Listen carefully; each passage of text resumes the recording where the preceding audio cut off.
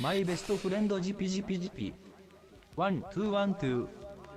What's going on, everybody? It's your boy Trippy back with another Naruto video. We're going back to the Sasuke Retrieval mission and discussing how I think the rescue squad would fare if they had to fight different opponents during that mission. You guys voted for this video and it beat out the Sasuke vs Killer Bee discussion video yet again. I'm starting to think that you guys just don't want to see that video. But anyways, this is obviously a hypothetical and never really happened, so don't get too pressed about how I feel this would play out. This video is a whole lot of headcanon, so with that out of the way, let's just jump into the video.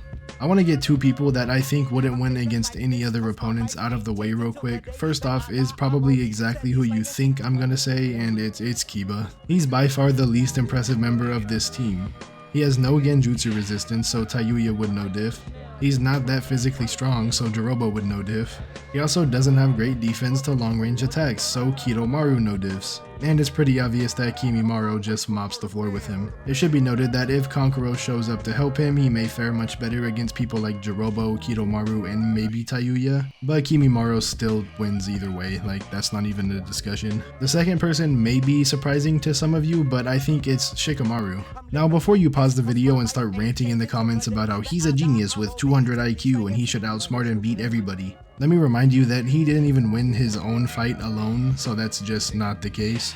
Shikamaru is a great ninja, easily one of, if not the smartest in the series, but in part 1 Naruto he is terrible at finishing off his fights. I don't doubt that he could outsmart and catch any of the members of the Sound Squad in his shadow paralysis, but after that he just has to sit there as his chakra drains. Again, it should be noted that if Tamari comes to help him, they could probably beat all of them except maybe Kimimaro again. Now with them out of the way, we can get into how I think the other members should do against some different opponents. We're going to start off with Choji, as he has the first fight on this mission. So for Choji against Tayuya, I think that Tayuya has the advantage given her genjutsu, and we have never once seen Choji show any form of genjutsu resistance. Granted, he also was never put into a genjutsu, but we have no evidence pointing towards him being able to break them. So if he fought Tayuya, it would probably just be a genjutsu GG, despite Choji being stronger than her physically. She just has more hacks. If Choji were to fight Kidomaru, I think it would be a bit more interesting. This all really depends on if Choji is able to find him amongst the trees, but if he does, Choji should low diff, as Kidomaru doesn't have much physical feats. You could argue the webs could stop Choji's human boulder technique, but when amped by 100 times his normal strength, assuming he eats the food pills, he should just tear through them. We also see him turn huge and just belly flop on the forest. This would probably kill Kidomaru if we're being completely honest. It would just crush him. And even if he lives, Choji just gives him the hands at 100 times his normal strength and low diffs. Now don't take this as me saying Choji beats Neji, because I don't think he does. I think that Choji is a harder matchup for someone like Kidomaru. Next up is Choji versus Seikon Yukon.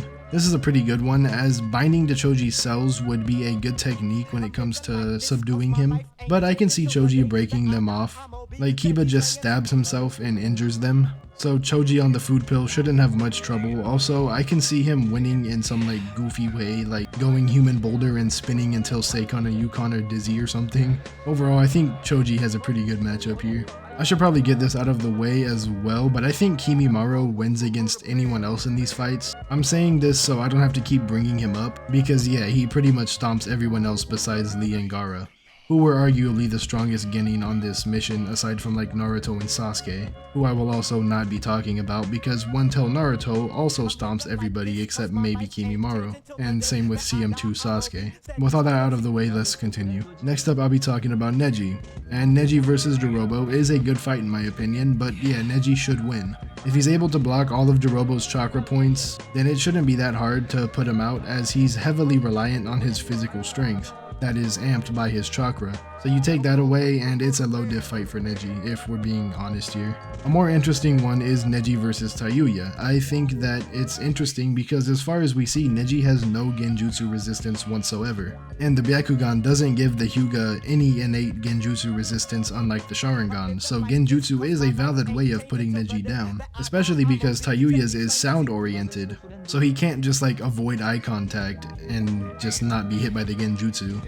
As soon as he hears the flute, he's under a genjutsu, and we know that Neji is a very defensive fighter, so in character he most likely waits for Tayuya to make the first move anyways. So he'll most likely be caught in her genjutsu. He definitely is smart enough to break it, but he has no means to do so. Shikamaru uses his shadow to break his finger in order to get out of the genjutsu, but Neji doesn't have anything to do this. And considering Tayuya is a ranged fighter, it makes sense for her to not even get close enough for her chakra points to be shut down. So in my opinion, I think yeah, Neji definitely loses here. So for Neji versus Seikon / Yukon, this one is very debatable because if you think Seikon can get attached to Neji, then it could be possible that they win here.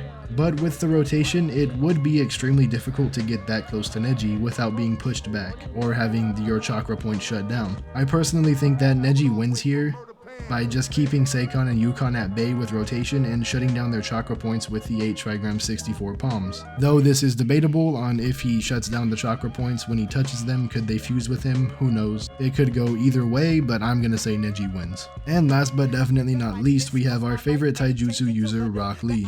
I think Lee should stomp Jirobo. Like I've said already, he's a very physical fighter and Lee should just speed blitz and arguably be stronger than him with the gates if it comes down to that. And Drunk Lee is nothing to scoff at as he goes hand to hand with Kimimaro, who would put down any of the Sound 4 pretty effortlessly. So trying to just be more physical with him isn't gonna work in Jirobo's favor here. If he fights Kidomaru, it would depend on if he could find his location, but if and when he does, it's just another easy speed blitz for Lee and he's just too fast for anything Kidomaru has up his sleeve. Again with Seikon / Yukon, I think they just get speed blitzed. I mean, you could argue that they could fuse with Lee, but Lee is like constantly breaking his bones as he fights because he's just a Giga Chad. And I think it would be too painful for them to handle anyway, so yeah, easy win as well. Also pretty debatable here, that was more of a joke, but I think Lee could pull off the win. Then we get to Tayuya, who could be a good counter for Lee here. It depends on if you think his movement is faster than the speed of sound, which could very well be, as a lot of characters were sound speed early on in the series, and Lee is arguably the fastest of the bunch. So if he can dodge the sound-oriented genjutsu, it's yet another easy speed blitz. If not, then Tayuya wins because Lee just has no way whatsoever of countering genjutsu. So yeah, that's it for this video. I hope you guys enjoyed. If you did, a like would be awesome. It shows me that you enjoy these what if type videos and lets me know to make more in the future. Also, you could comment with your own video ideas and I'll try my best to make them. I'm always looking for more content to talk about, and yeah, make sure to comment if you want a certain video made. And if you enjoy Naruto content here on YouTube, a sub would be much appreciated. I mean, that's all we do around here.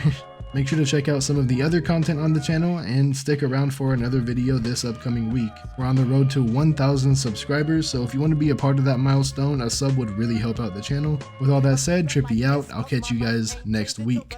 Peace!